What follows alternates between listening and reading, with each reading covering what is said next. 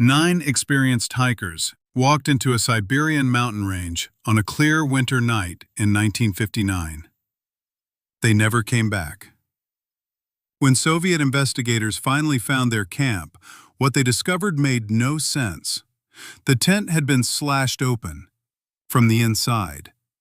The hikers had fled into -30-degree temperatures barefoot, in their underwear, in the middle of the night. Some were found with crushed ribcages, the kind of internal injuries you would expect from a car crash, but with no external wounds. One was missing her tongue. And their clothing? It was radioactive. Soviet authorities closed the case and labeled the cause of death an unknown compelling force. That file stayed sealed for over 30 years. This is what was inside it. It is January 1959. A group of 10 students and graduates from the Ural Polytechnic Institute in Russia set out on a skiing expedition through the northern Ural Mountains. Their leader was Igor Dyatlov, 23 years old, experienced, meticulous. He had planned every detail of this route. The goal was to reach a mountain called Otorten, which, in the language of the local Mansi people, roughly translates to, "Don't go there." The group set up camp on the slope of a nearby mountain on the night of February the 1st. It was their last known night alive. When they failed to return on schedule, a search party was sent. What they found on February the 26th would haunt investigators for decades. The tent was there, half collapsed, half buried in snow, and it had been cut open from the inside, as if someone needed to escape so urgently they could not wait to use the door. Around it, in the snow, were footprints. 9 sets, all walking calmly away from the tent, toward the tree line more than a kilometer downhill. In the dark, in the cold, without shoes. The first 2 bodies were found at the tree line, Yuri Doroshenko and Yuri Krivonishenko, lying beside the remains of a small fire. Their hands were burned. They had climbed the tree above them, snapping branches up to 5 meters high before falling.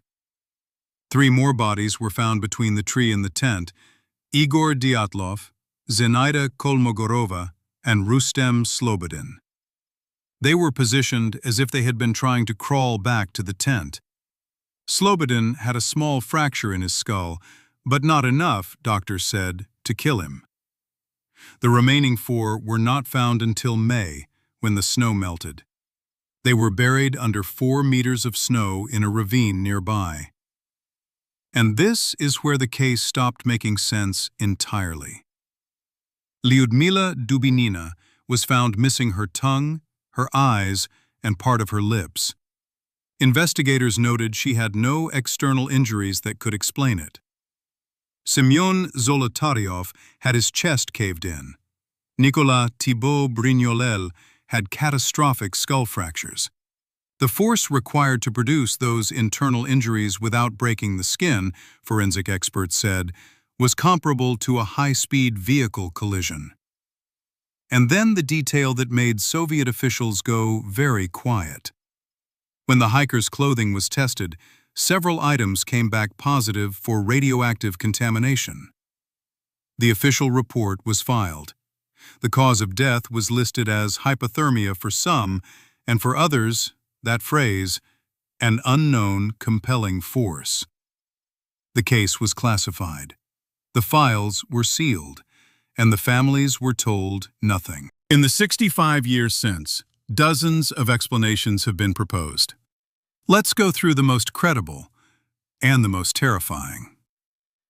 Theory 1. An avalanche. In 2021, Swiss researchers used computer modeling to argue a specific type of small slab avalanche could explain the chest injuries. The hikers, woken by the snow, cut the tent open to escape, fled downhill, and those buried in the ravine were hit by a second slide. It is tidy. It is scientific. and many investigators reject it entirely, because the slope angle was too low for a natural avalanche, and because the footprints leading away from the tent were calm and evenly spaced. People running from an avalanche do not leave calm footprints. Theory 2. Military testing. The radioactive clothing, the crushed rib cages with no external wounds, the area being closed to hikers for 3 years after the incident. Several researchers point to Soviet military experiments, parachute mines, which detonate above the ground and produce exactly the kind of internal pressure wave injuries found on the bodies. The USSR was testing weapons in remote areas constantly in 1959, and it would explain why the files were sealed so quickly and so completely. Theory 3. Infrasound. Infrasound, sound frequencies too low for humans to hear, can be produced by wind moving over specific mountain shapes. At certain intensities, infrasound causes extreme panic, disorientation, and even hallucinations. The theory suggests the hikers were driven into blind terror by infrasound generated by the mountain itself, causing them to flee the tent in a state of total irrational panic and making it impossible to think clearly enough to dress or return to shelter. Theory 4. The Mansi people. The local Mansi tribe considered that mountain sacred. Outsiders were not welcome. Soviet investigators did question several Mansi members, but ultimately cleared them. Partly, some historians argue, because the political cost of blaming an indigenous group was too high. And then there are the theories too strange to dismiss entirely. Witnesses in the region reported seeing glowing orange spheres in the sky on the night of February the 1st. Several members of the official search party reported seeing them too, and wrote it in their logs. The Soviet military acknowledged the sightings, but gave no explanation. Here is what is not disputed. 9 experienced, healthy, well-equipped hikers died on a mountain in a single night. They left their shelter voluntarily, in conditions that guaranteed death within minutes without proper clothing. Some of them sustained injuries that required enormous physical force to produce, with no external wounds. Their clothing was radioactive, and the Soviet government classified the investigation immediately and kept it sealed for 3 decades. Russia's official investigation was reopened in 2019. After a year of review, prosecutors announced their conclusion: an avalanche. Case closed. Most researchers who have spent years on this case do not believe them. The missing tongue was never explained. The radioactivity was never explained. The orange spheres were never explained.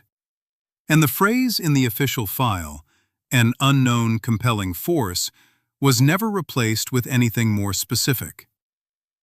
9 people went up that mountain. Whatever came down was not something the Soviet Union was willing to put a name to. The Dyatlov Pass has been studied by forensic scientists, military historians, physicists, and documentary crews for over 6 decades. No single explanation accounts for every detail, and every time someone claims to have solved it, the missing tongue, the radiation, the orange lights, quietly remind themselves that they were not there. And neither was anyone who survived. This is the crypt of ages. Every age leaves behind secrets it never meant to survive. This was one of them. If you want to know what happened the next time a government sealed a file and told a family nothing, subscribe. The next chapter is already waiting.